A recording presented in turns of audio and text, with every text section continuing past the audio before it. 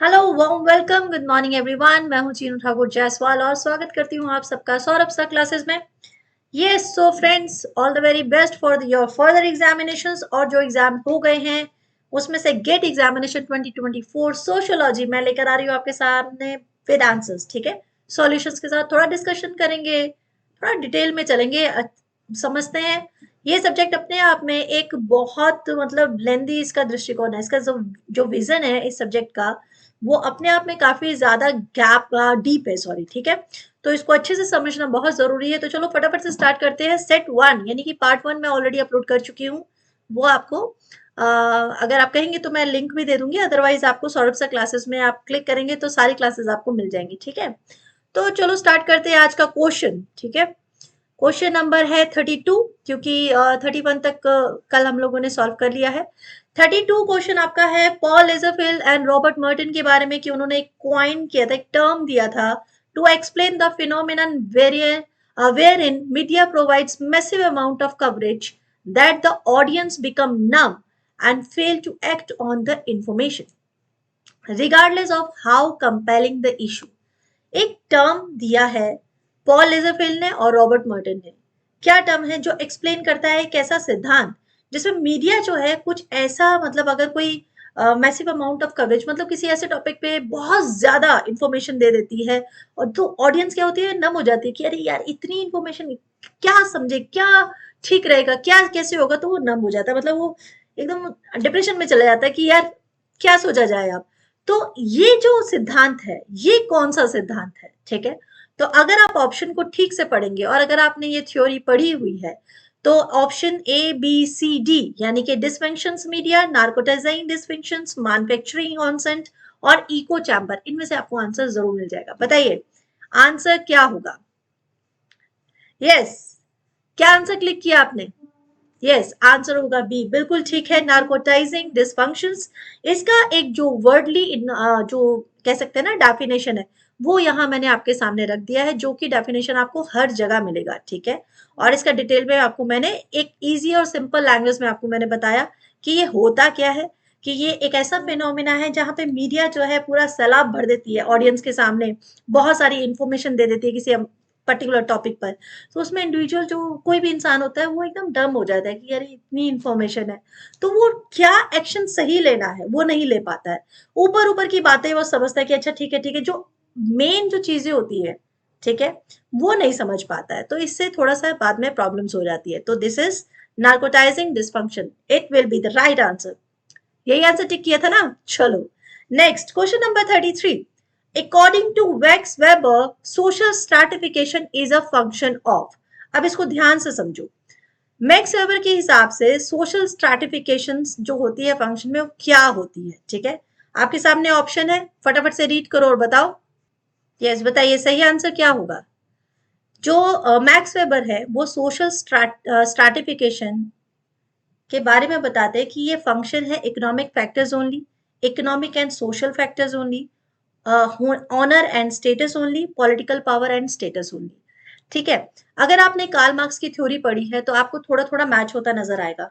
Max weber social stratification यानी कि society का जो अलग अलग क्लासेस में बंटना है, वो उसका वो फंक्शन किस पे डिपेंड करता है? क्या सिर्फ इकोनॉमिक फैक्टर उसमें जिम्मेदार है कि किसके पास कितना धन है, कितना उसका पैसा है, इस हिसाब से क्या हमारी सोसाइटी बटी हुई है? इकोनॉमिक और सोशल फैक्टर क्या दोनों इस बारे में जिम्मेदार है? Honour and status only, political power and status only. बताइए सही आंसर क्या होगा। अब तो मैंने आपको और इजी करके बता दिया है। चलिए अब बताइए, ये क्वेश्चन में जहां पे दरकिम जो है, दरकिम क्या बोल रहे हैं, कलेक्टिव कॉन्शियसनेस और डिवीजन ऑफ लेबर, इन दोनों के बारे में वो थोड़ा स्पेसिफाई कर रहे हैं। क्या कह रहे हैं कि जो सोसाइटी होती है, क्या वो, जिसमें सोसाइटी में ये जो दोनों पॉइंट्स होते हैं, collective consciousness and division of labour, क्या ये डायरेक्टली रिलेट करते हैं? ठीक है, क्या ये एक दूसरे से डायरेक्टली रिलेट कर रहे हैं?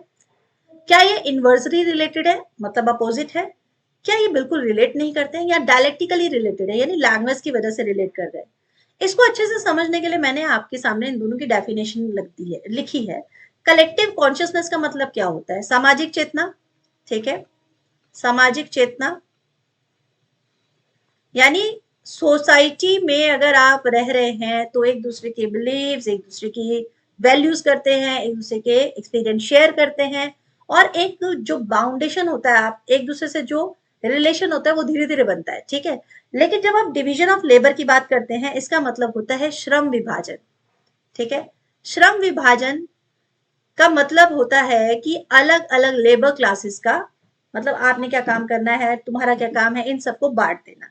तो डर्कीम आर्ग्यू करते हैं कि सिंपल सोसाइटी जो होती है उसमें लो डिवीजन ऑफ लेबर हो अगर, तो वो इंडिविजुअल्स जो होते हैं वो शेयर करते हैं सिमिलर एक्सपीरियंस। तो हम अगर ध्यान से देखिए इन पूरी स्टेटमेंट्स को, अगर आप ध्यान से पढ़ते हो तो आपको लगेगा कि कलेक्टिव कॉन्शियसनेस और डिवीजन ऑफ लेबर वो रिलेट तो कर रहे हैं बट इनवर्सली रिलेट कर रहे हैं, ठीक है। वो एक दूसरे के डायरेक्टली रिलेशंस में नहीं है, इनवर्सली रिलेट कर रहे हैं, मतलब कॉन्शियसनेस भी आएगी और धीरे धीरे डिवीजन ऑफ लेबर भी होगा as per the statement of Durkheim. Clear. Next question की तरफ बढ़ते हैं। Dash argue for a shift in social movement post 1968 towards question of self management and technology of rule as central driving concern, analyzing these movement as a struggle over the self production of society, ठीक है। Theory है Eric होब्सन, Elon Turin, Henry लिफबर्ग या Michael फॉकल्ट। तो इनमें से किसकी theory है ये आपको बताना है मुझे। ये तो आप तभी बता पाएंगे अगर आपको इन सब के बारे में कुछ कुछ जानकारी हो, है ना। तो चलो पहले आप आंसर करो, फिर मैं आपको थोड़ा थोड़ा इन्फॉर्मेशन जरूर दूंगी इसके बारे में, ठीक है। यस, आंसर तो आपको मिल गया होगा ना, आपने तो पढ़ा ही होगा इस बारे में, ठीक है। चलिए थोड़ा सा समझते हैं, पहले राइट आंसर देखते हैं। राइट आंसर होगा एलियन टोरिन, ठीक है। राइट आंसर होगा एलन टोरिन। इसका प्रोनाउंसिएशन सबका अलग अलग है, ठीक है। अब एरिक हॉब्सन, इनका नाम तो आप लोगों ने कई बार सुना होगा, जब आप स्कूल में थे तब भी सुना होगा। ये कौन है? ये तो एक हिस्टोरियन है, ठीक है। ये एक हिस्टोरियन है जिनका फोकस क्या है, क्लास कॉन्फ्लिक्ट और सोशल मूवमेंट्स जो कि लेबर और इकोनॉमिक बेसिस होते थे उससे रिलेटेड ये बहुत सारे, मतलब इनके विचार ये प्रकट करते थे, अपनी बुक में लिखते थे, अपनी थ्योरी ये देते थे। और एलिन जो है, जो हमारे आंसर है, उन्होंने ये आर्ग्यू किया था कि जो मतलब ये पहले कौन है, एक फ्रेंच सोशलिस्ट है, ठीक है। तो वो कहते हैं कि for his work on social movement, इन्होंने स्पेशली काम किया है सोशल मूवमेंट के लिए, ठीक है। He worked on social movement वो, और मतलब ये बताते हैं कि सोशल चेंज जो है बहुत इंपॉर्टेंट होते हैं। ये आर्ग्यू करते हैं कि सोशल मूवमेंट्स जो कि 1968 जो शिफ्टेड हुआ था, उनका फोकस था ट्रेडिशनल क्लास बेस्ड स्ट्रगल पर, ठीक है। और self management, individual economy, self management यहाँ पे मेंशन ही है, इंडिविजुअल इकोनॉमी, ठीक है, autonomy, sorry not economy but autonomy and technological of rules used by institution to control individuals. तो ये मतलब इस चीज में मानते थे कि जो शिफ्ट ऑफ सोशल मूवमेंट्स हुआ था पोस्ट 1968 के बाद, उसके बाद की जो सिचुएशन थी वो इन्होंने मेंशन की थी। अब हेनरी जो है वो कौन है, ये भी एक फ्रेंच सोशोलॉजिस्ट ही है, ठीक है। तो ये एक्सप्लोर करते हैं थीम ऑफ स्पेसेस, है, थीम ऑफ स्पेस की ये बात करते हैं, ऑफ स्पेस। हैंडराइटिंग थोड़ी जल्दी लिखनी पड़ रही क्योंकि अगर मैं लिखती रह जाऊंगी ना तो फिर हो गया class. Urbanisation, okay, urbanisation and production of social space, ठीक है। सोशल स्पेस, ये प्रोडक्शन, ये सारी बातें ये करते हैं हेनरी। अब बच्चे मिशेल फौकॉल्ट। तो मिशेल्स क्या है, वो फोकस करते हैं पावर में और डिस्कोर्स करते हैं, मतलब पावर पर फोकस करते हैं, नॉलेज प्रोडक्शन पर फोकस करते हैं, नॉलेज प्रोडक्शन, ठीक है। एनालाइज करते हैं कि पावर कैसे ऑपरेट करेगा, जो वेरियस सोसाइटल हमारे स्ट्रक्चर है, इंस्टीट्यूशन है, तो उसमें जो है पावर जो है वो किस तरह से पूरा वर्क करेगा। तो ये इसका आंसर हो गया। यस, तो राइट आंसर आपको मिल गया है एलन, ठीक है। ये इसका राइट आंसर है। अब नेक्स्ट क्वेश्चन आपका, अच्छा ठीक है, अभी इस पार्ट में हम ये वाला क्वेश्चन करेंगे। पार्ट सेकंड जो आएगा, नेक्स्ट जो पार्ट आएगा उसमें मैं आपके साथ नेक्स्ट क्वेश्चन जो है वो सॉल्व करूंगी, ठीक है, ताकि आप बोर ना हो, मतलब छोटे छोटे पार्ट्स रहेंगे तो आपको सारा एकदम क्लियर होता रहेगा, ठीक है। चलिए, थैंक यू सो मच, जल्दी से आ जाइएगा नेक्स्ट पार्ट में, हम मिलेंगे जल्दी ही शॉर्ट ब्रेक के बाद।